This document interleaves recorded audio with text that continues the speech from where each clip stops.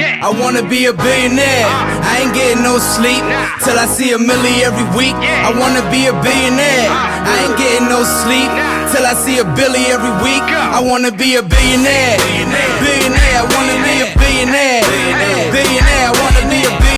Ladies and gentlemen, how you doing? Welcome to another episode of Sleep is for Billionaires, the podcast. I am your host, Johnny Vegas. Now today, ladies and gentlemen, you're in for a treat. I got a special guest on my show, so take some notes. This gentleman is the founder and CEO of Holiday Swap. He also holds the Guinness World Record for youngest male to travel all 196 countries. At what age? 25. Ladies and gentlemen, James Asquith. What's going on, King? Thanks for having me, man. Thanks for having me. Oh my God. Bro, you said 26? 25, 25, yeah. bro. You know what I was doing at 25? It wasn't that. So I'm like, damn. But that's awesome to hear, man. I mean, shit. I want to start off with how'd you do it, but we got to start at the very beginning, man. But just to let the people know, this show's about getting insider information for those looking to be in your position. So you as an entrepreneur, I want you to shed light on your whole journey and more so how you kept that entrepreneurial mindset along the way and how you dealt with the obstacles that you've encountered, because I'm sure you've encountered many. Every single day still. You know what it's like, every day there's more obstacles, right? But that's what makes it fun. That's what rewards it. If it was easy, everyone would do it. Okay, exactly my point. So let's start from the beginning, brother. Where you from?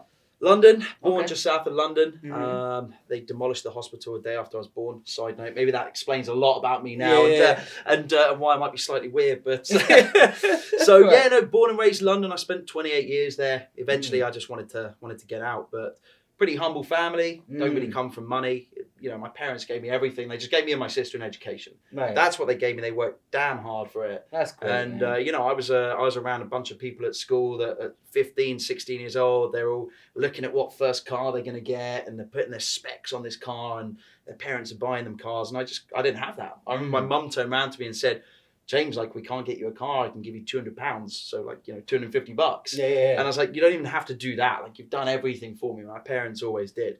But I saw that from an early age, and I almost saw some elements of entitlement from people and how it was easy. Mm-hmm. And I never had this, right? And I didn't have it hard. Like, I came from, you know, a lower middle class background, and I had everything I wanted. But, you know, my parents almost ran out of money when I was a pretty 12, 13 years old. Mm-hmm. And I remember going up and down the street with my best friend washing cars. Right.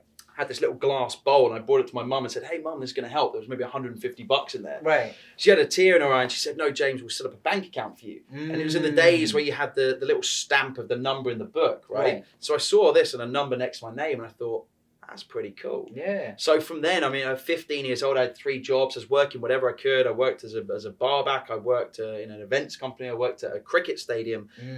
Just doing 3 jobs and just saving, doing whatever I could.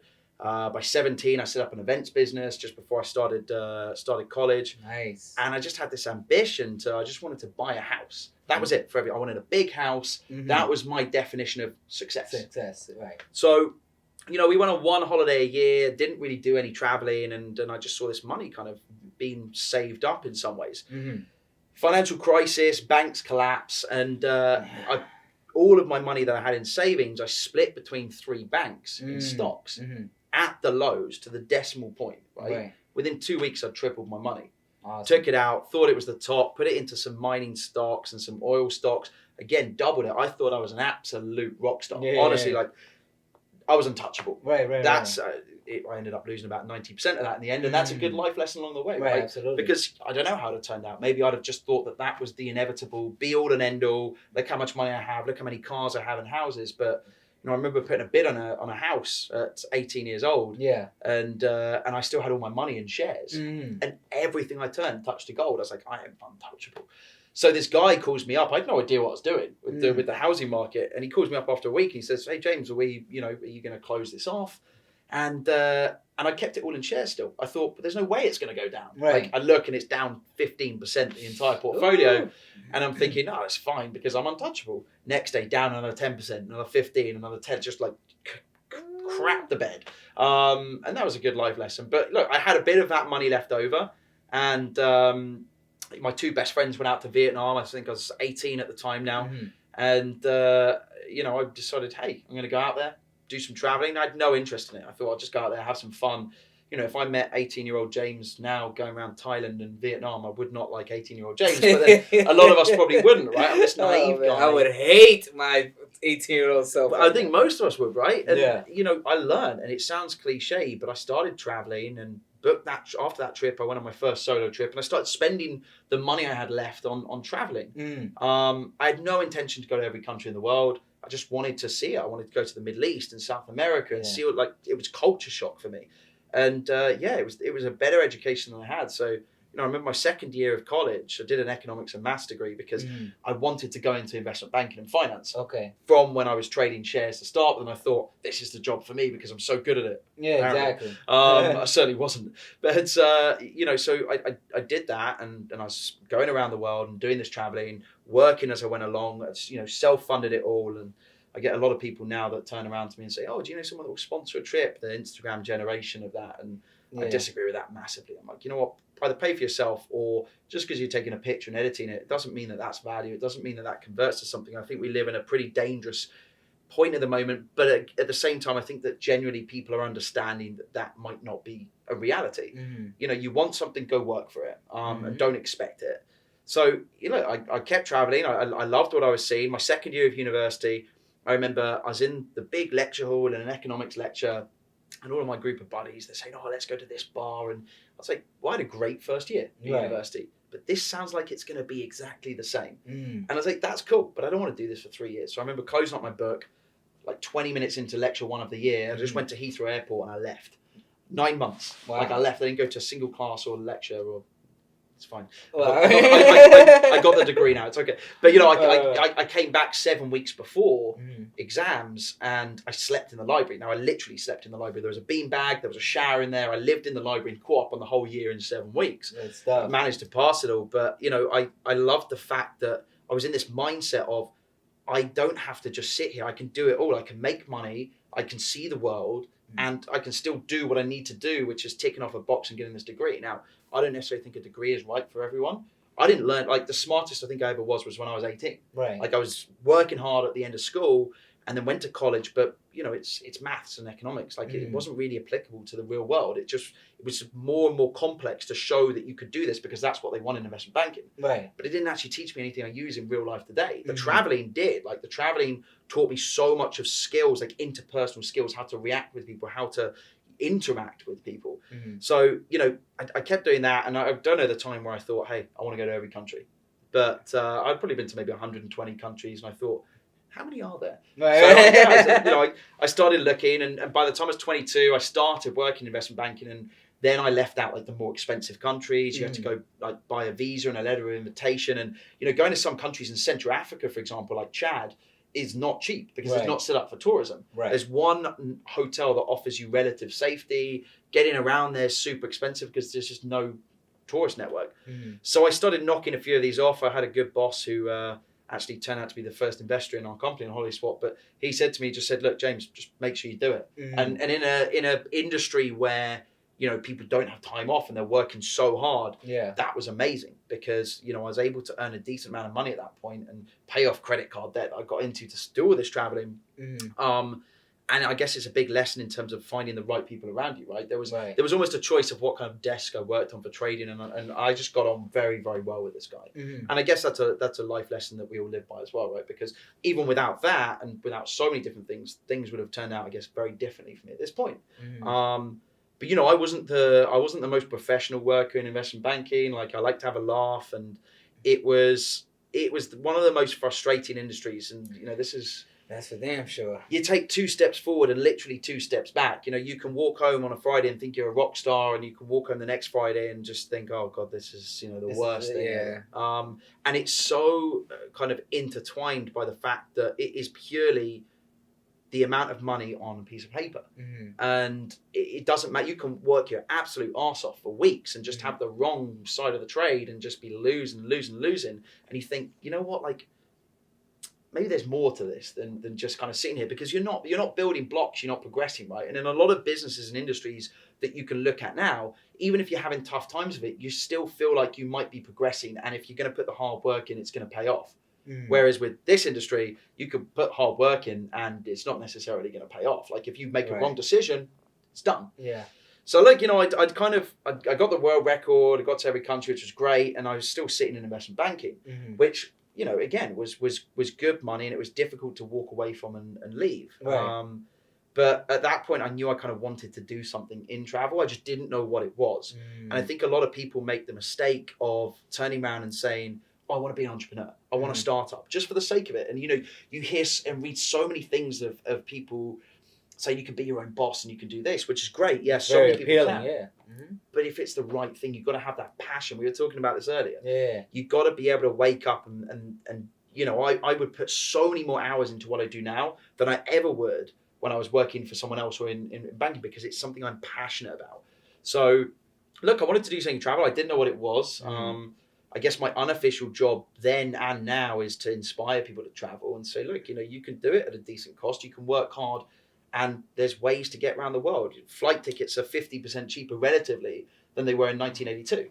So that is, it's easier than ever to get around the world. And I remember going to a place called with one of my good buddies. I was between two jobs, and I started my final job in investment banking. I got headhunted at this job, and I already knew that basically they were going to be paying my bills whilst I started the company. Right. You know, until it was the point where we were self-sufficient enough that I could walk away from that. But my mind was in wanting to do something else. And I went to a place called Cluj-Napoca with one of my buddies. Ever heard of it? Never. Nah, neither did I. Had no idea. It was €10 to fly there from London. I thought, this place sounds strange. Let's go there. Yeah, right. It's this little town in Romania, in Transylvania, and it was voted the European youth capital because it's got 6 colleges there. Really young population. Oh, okay.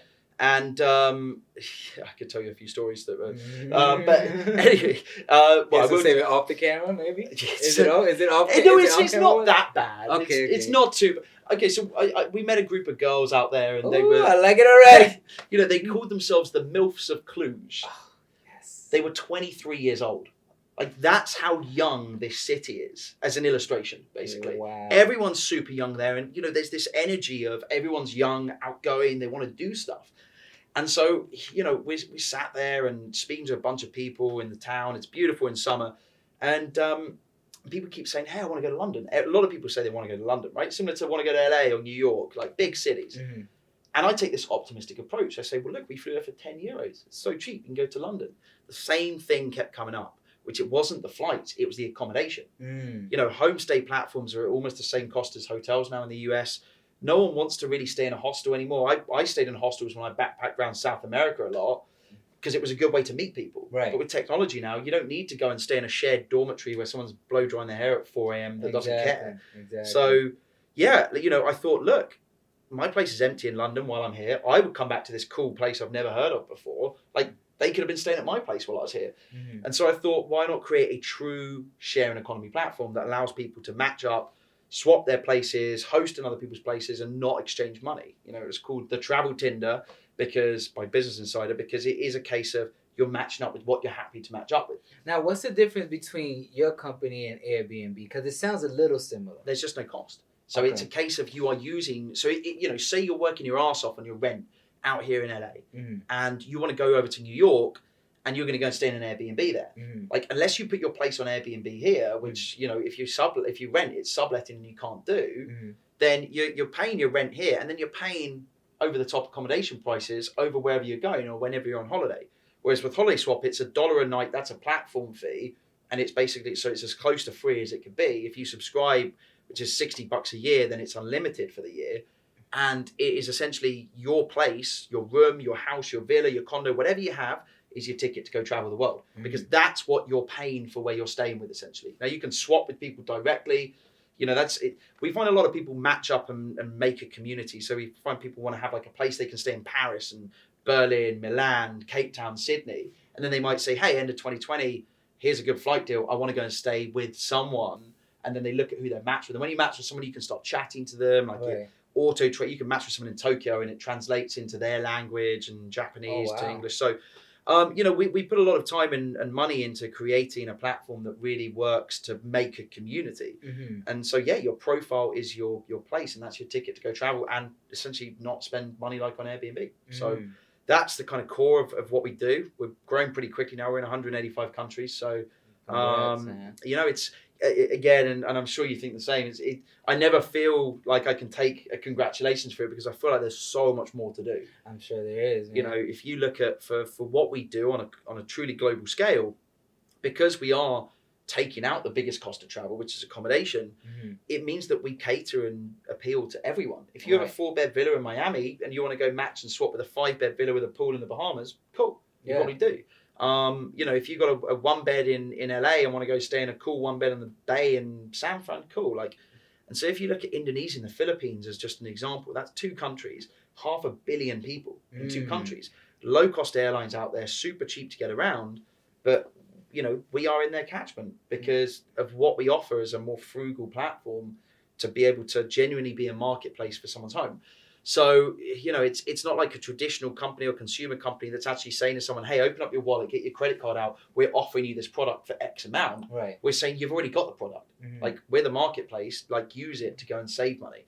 So in that sense, yeah, you know, I kind of see it like a headless chicken thinking literally the world is our target and that's what we're growing. But, yeah, it's, you know, that sounds certainly, that's kind of the, I guess in a roundabout story, the nutshell of what we are and where we've got to. But yeah, it's it came with a lot of challenges along the way. I was about to say, what was my next question? What challenges have you overcame with this? I mean, at the start, it was a case of, you know, 2.5, 3 years of just growing this platform everywhere and anywhere.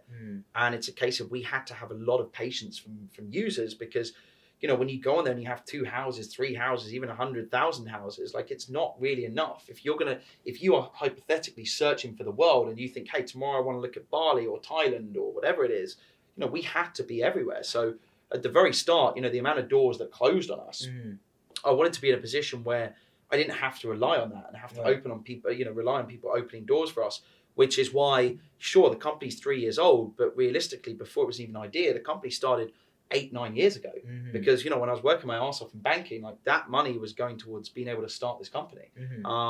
And it was at a point where I didn't need to go and raise capital to start with because I'd done that over, you know, working hard for an amount of years to be in that position. You know, your reputation is another thing that like goes into it. And again, that's not 3 years old. That is, it's that old cliche. Over your lifetime. Exactly. And, you know, there's a lot of people that we've worked with and partnered because hopefully we do things in the right way. And we've got a good enough reputation that people see, yeah, one, we're trying to solve a problem and we're not asking them to spend money. But most importantly, like we're trying to do things in the right way. Like I value like my reputation, our company's reputation more than making money. The money is the side point of it, right? And I think too many people are too quick to do this. And this is why I avoided VCs. And I'm sure a lot of people with a startup and a business will instantly try and go to VCs. I personally say, don't waste your time. I think VCs are mostly idiots. Sorry for any VCs listening. There are some great ones out there. We got a couple that were invested with us, but on a level that they understood what we were doing. So why do you say some of them are idiots? It's groupthink, right? And I largely used to do that job. So that doesn't mean I think I'm better than them or I understand it better than them. It means that I used to do that job and I know full well that I didn't understand it.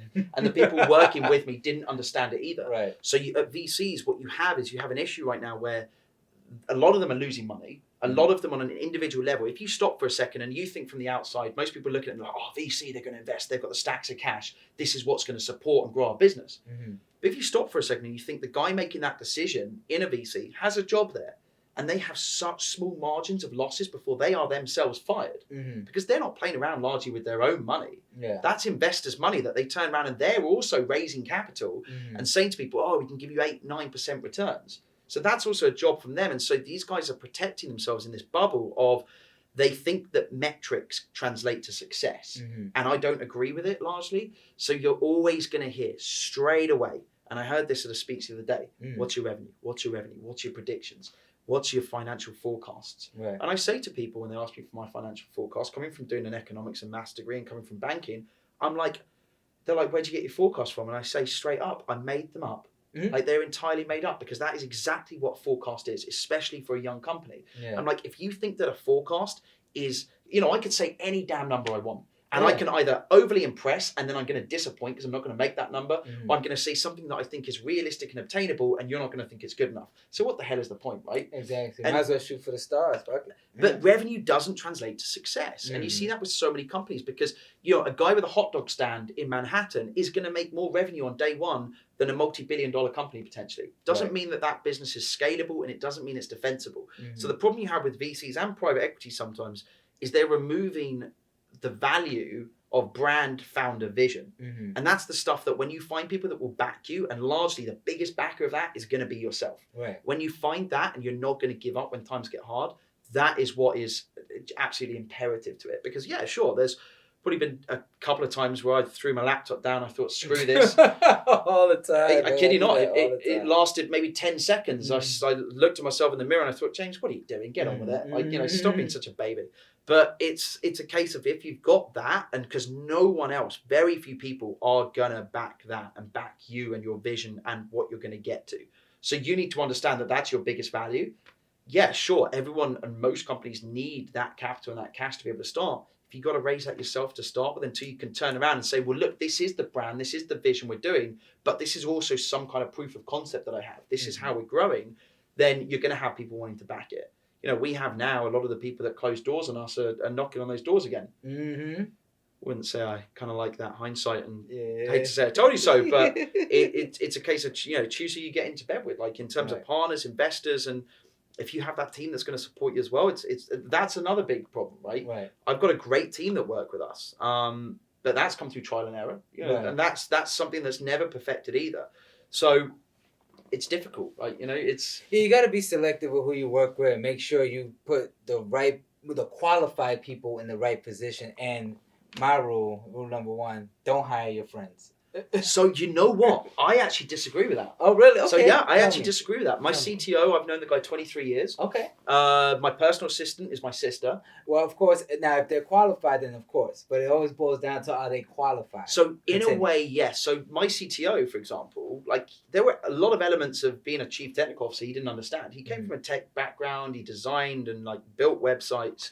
But large parts of the app side, he didn't necessarily understand. Now, I put so much value on loyalty and motivation from people, right? Like I love, like, you know, my assistant, there were elements of the job she had to just learn and get a grip with at the start.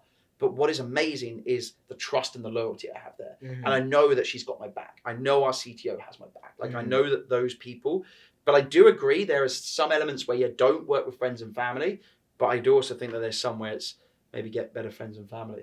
That's it. If you can't work with your friends, then you got the wrong set of friends. Exactly. And that's like a key thing about your network as well. And you know, the kind of people that you hang around with and what you're going to build, because they do motivate you and push you on. Right. If we're always hanging out and every time I'm like, hey, you know what, like, let's go down to the bar again. Right. And we turn around and we start wasting 5-6 hours every day in a bar. Like I like going to the bar as much as the next person. Right. But you know, that can't be like your consistent life that you're around because it's time.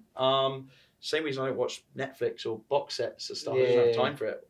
So I don't have time for it either, man. Wise man once told me you're around 9 broke people, you're gonna be the 10th one. That's a good way of looking at it. And then once I heard that, I'm like, no more broke friends. No, I completely understand. Well, that's good, man. So do you have a exit strategy with this company? Yes, in my head. Sometimes I speak about it, but you know, I don't really try and look at that in terms of, I do think we're disrupting what we're doing. We're disrupting the industry as well. And I think that also too many companies are built in terms of wanting to be bought out and acquired. Right. But at the end of the day, who's acquiring these guys, right? It's not bottomless pits of money. So create your own brand and your own company because, you know, you look back and Google could have been acquired by Yahoo, right? And Yahoo didn't want to buy them for $1 billion. They said $1 billion, that's overvalued.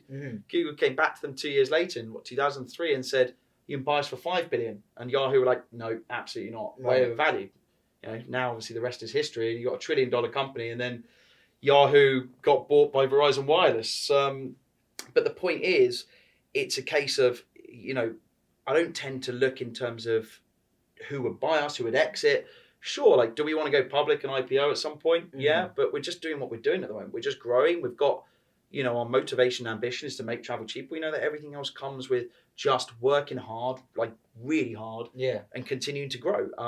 Everything else is just, you know, kind of noise in the background. But yeah, we'll see. We'll see how that evolves. You know, we know that our valuation is increasing as our users and our you know, our marketplace is increasing.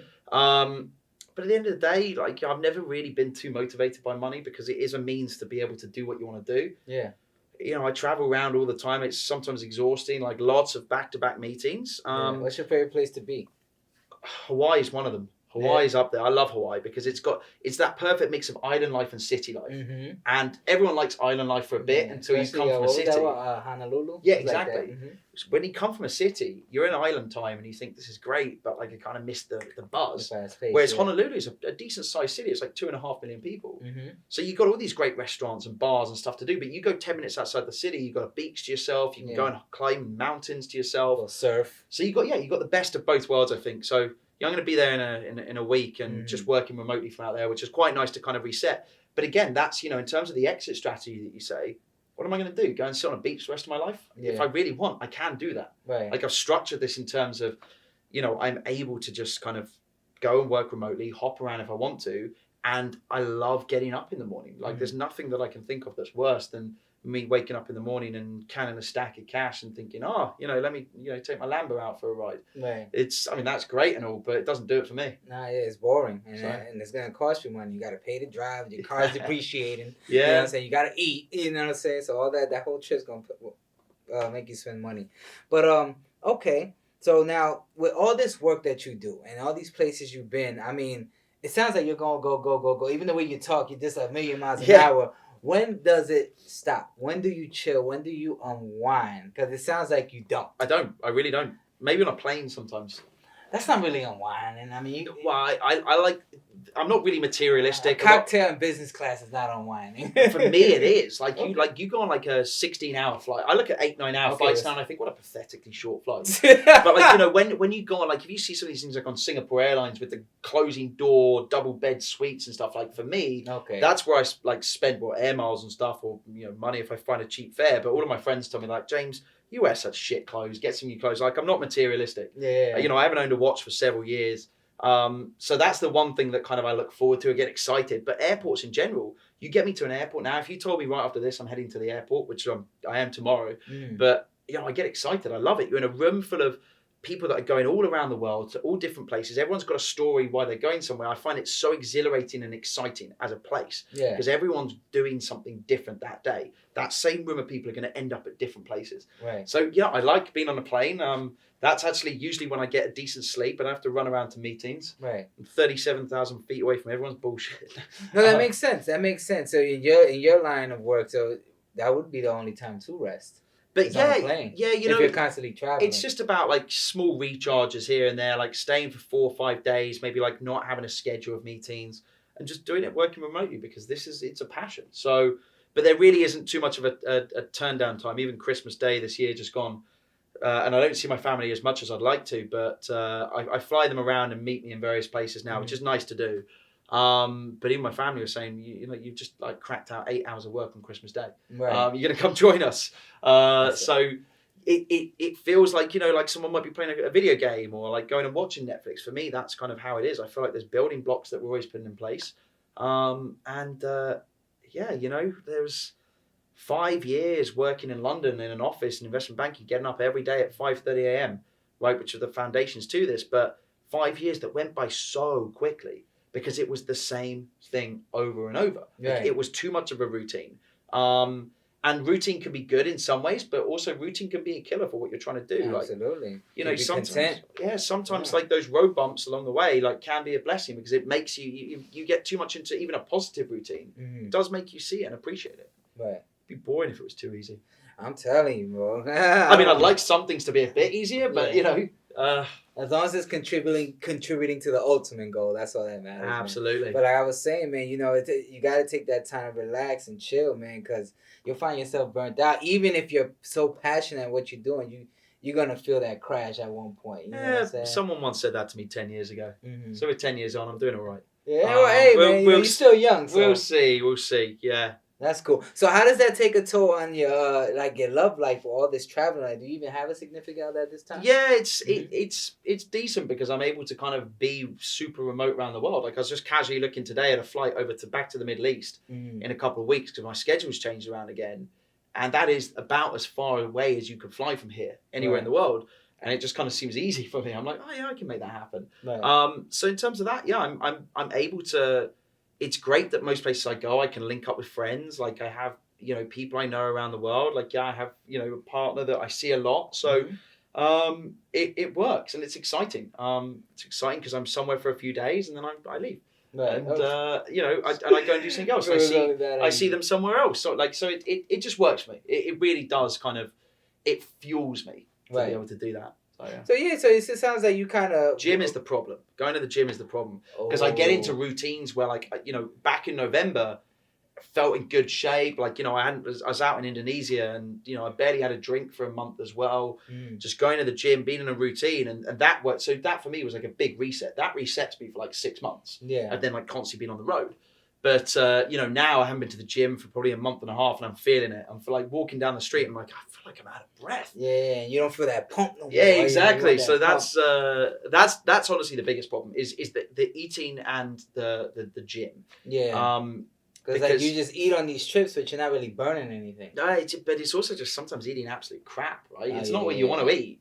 There was a day where I was doing 8-9 meetings over in Dubai and Abu Dhabi a couple of weeks ago, and there were some days at 5 p.m. where I hadn't even had a drop of water or a coffee. Yeah, and obviously, that's in some ways first world problems. I'm going to get some water and some food at some point, but I'm thinking, when am I having my next meal? And then I sometimes have the problem of yesterday, for example, had a lunch meeting, and then the next meeting I rocked up to also turned out to be a lunch meeting. So I'm sat there, and so some days I'm not eating at all. Other days I'm eating so much.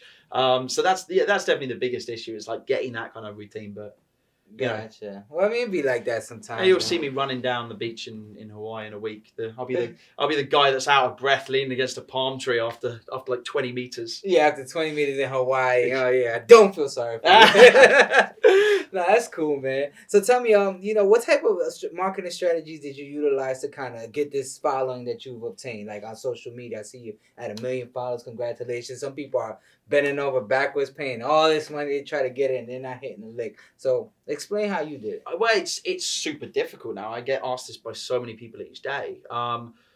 I think that in terms of, I've been in the press quite a bit. I feature them just chatting about travel on stuff like CNN or you name it, or tons of articles. And I think that people will, if it's to be believed, what I get a lot of messages for, people like the fact that I don't sell anything. I don't do paid sponsor posts.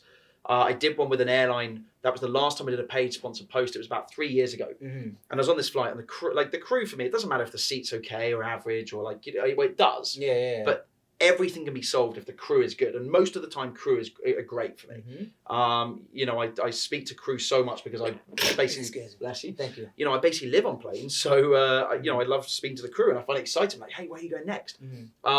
And this particular crew on this flight were just so rude, barking at children and families. And I remember emailing this airline. I said, you know what? Keep your money. I'll send it back to you. I'm not promoting something that I think is this trashy and awful. And since then, I just said, you know what? I want to be able to say what I like, what I don't like. And there's so many things on social media that are walking adverts, and it's cringeworthy in some senses. But I think everyone gets now what is an advert. It's oh, here I am randomly using this cool CBD product or this random face cream that I'm never actually going to use. Right. But I got paid a couple of $100 for, and it's sellout. And in the sense of people know that I say what I like and what I don't like. So hopefully there's kind of decent value that comes with that. And, I don't know, looking back, I think about a year and a half ago, I had a few too many drinks on a flight. Basically as part of a holiday swap promotion as well, I said, hey, all you have to do is sign up for free. We're trying to save you money on that. And I gave away all my air miles, which was, enough to probably fly around the world 3 to 5 times in first class. Yeah. So I did this, then passed out on the flight, woke up in the morning. I was like, oh, it was a LA to Sydney flight, so it was 16-hour time difference and 17-hour flight. Yeah. So I wake up and I'm like, oh God, that was maybe too many air miles to give them all away. And I wake up and my phone's blown up. I've got like, come on the Ellen DeGeneres show and the Steve Harvey show, and like it's just been replicated. I'm like, oh damn. Like, but that's a good problem to have. But that was great to see as well, because a lot of people turned around and said, oh, maybe you could split them up and not just give them to one person. I said, well, that's not the point of it. Like, I'm not some kind of prize giveaway expert. I don't know how to do it. I'm just, I just made it up as I went along. But the point is, to enter, people had to say where they want to go. And so the amount of amazing messages, like we had like hundreds of thousands of entries for it. The amount of people that were like, oh, I've never left the US, for example, never been on a plane, but like I want to go here and here and here. And the point was the mentality and the mindset of you saying, well, you know what? Like, yeah, you didn't win, but look at all those places where you got in your head that you could be going. Now go do it. Now go work hard and go do it. Right. Like, yeah, sure, there's stuff that holds a lot of us back, and there's difficult things that we all face that no one knows our individual troubles, but hell, you can go and say, I am not spending a penny for several weeks, and I am working my arse off for several weeks in a second job, even after your first job, to make that money to buy a flight ticket and go somewhere. Or it doesn't even have to be a flight ticket. It could be whatever you want to do, right? I want to get that new iPhone. I want to do whatever. But go and work hard and do it. And that was great to be able to see. So yeah, in that sense, there's lots of stuff. The problem is with Instagram as well, and building up a following when I get asked, is it's simplistic human mentality, right?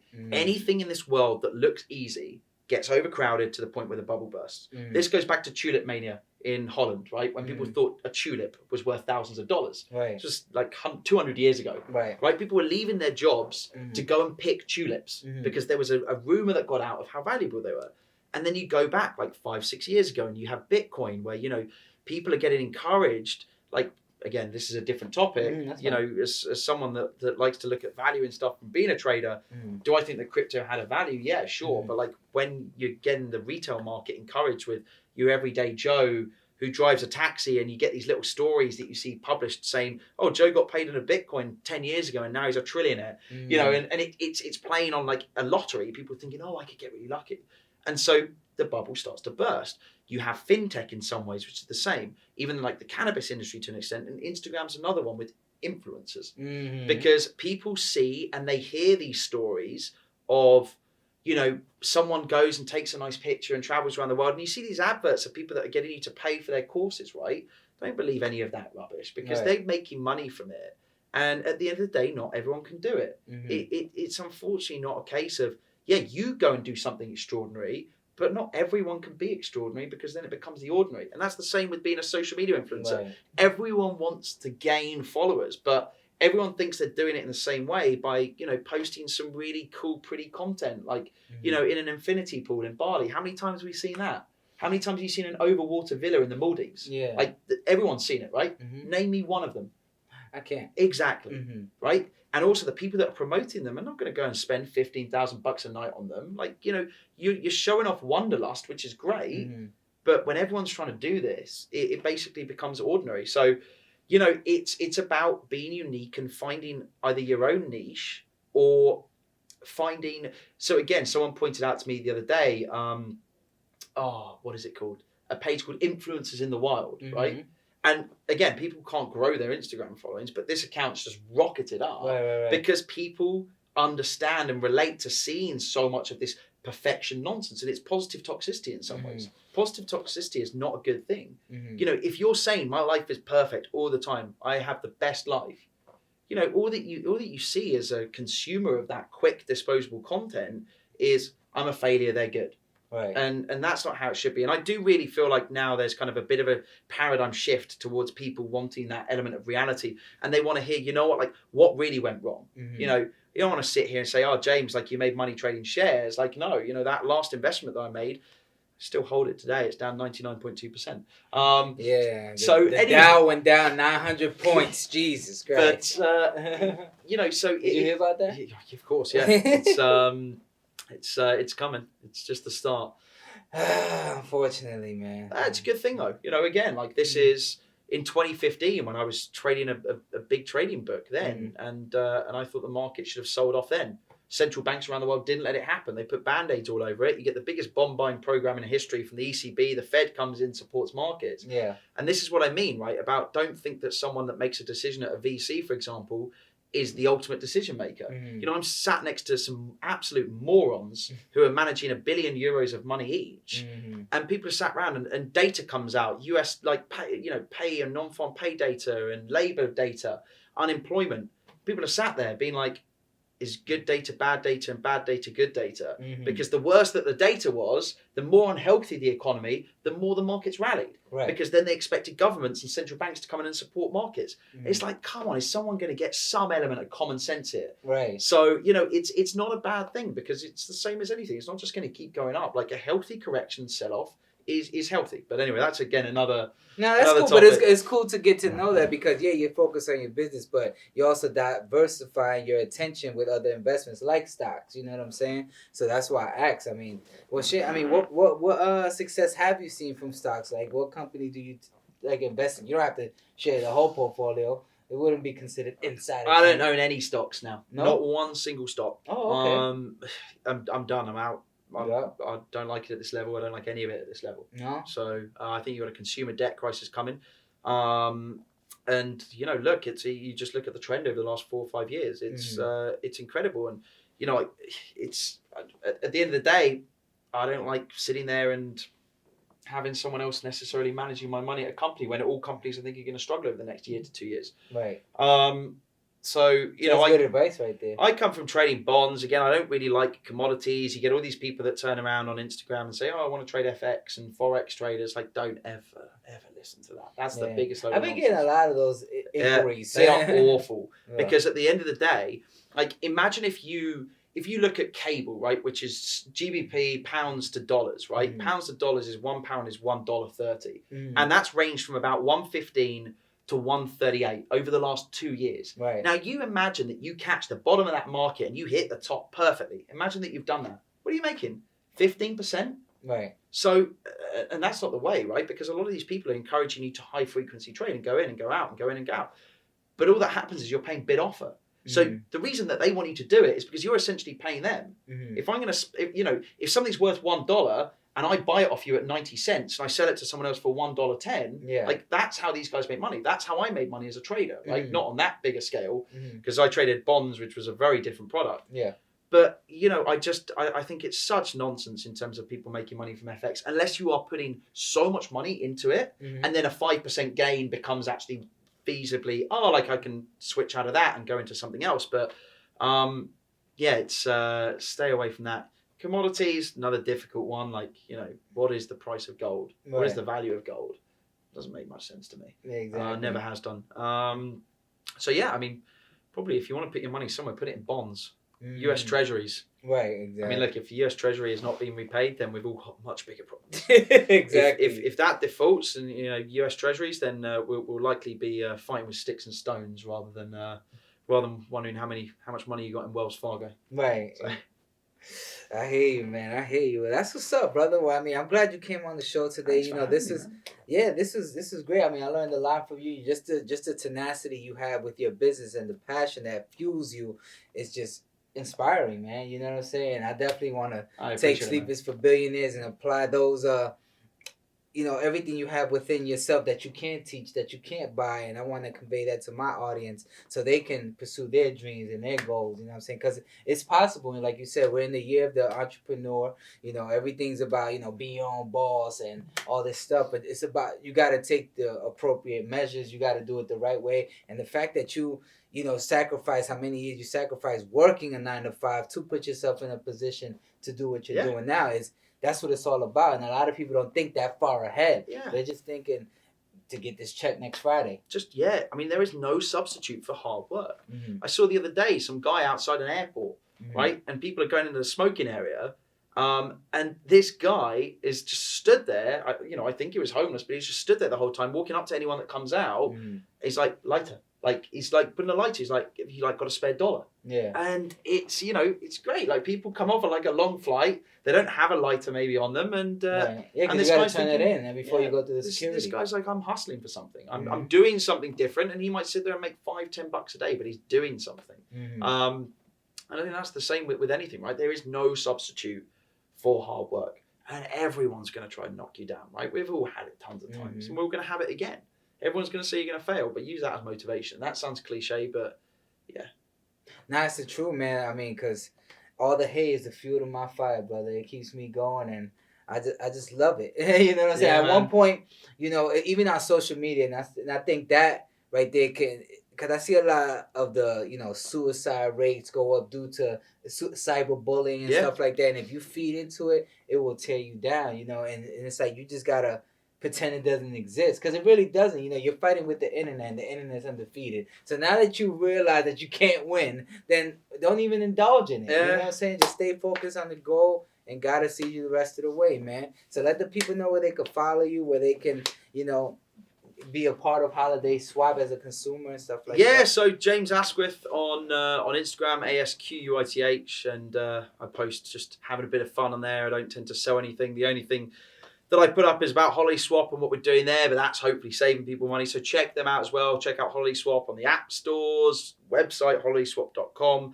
But yeah, I mean, most of what I do is pretty open. A lot of my life is up on Instagram, and just having a good time, trying to do things in the right way and help where I can. Right. And you definitely helped me today, and I want to thank you for that, man. Well, thank you. Yeah, because you don't know me from a hole in the wall, brother, but we met on Instagram really briefly, and, you know, you contributed to my dream today, and that I appreciate you. Buddy, that means a lot to me as well. Yeah, thanks so much for having me. Likewise, man. Thank you for tuning in to another episode of Sleep is for Billionaires, the podcast. Make sure you get the new polo shirts, the dad hats. We just came out with them, so they are available. Just make sure you hit me in my DM. This is another episode of Sleep is for Billionaires, the podcast. I'm your host, Johnny Vegas. My man, James Asquith. Make sure you look up that Holiday Swap, see what it's all about. And listen, man, we live in the building. Them haters catching feelings, baby. Ha ha. My man.